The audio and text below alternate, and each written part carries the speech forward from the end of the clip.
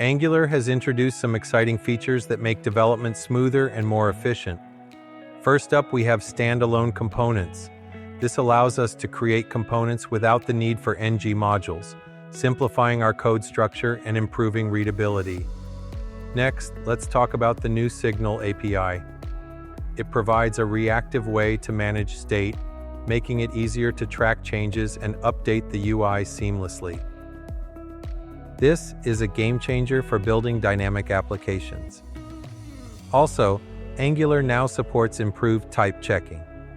This means fewer runtime errors and a more robust development experience, as TypeScript can catch potential issues during compile time. Finally, the latest version enhances the developer experience with better tooling and performance optimizations. This means faster builds and a more responsive application.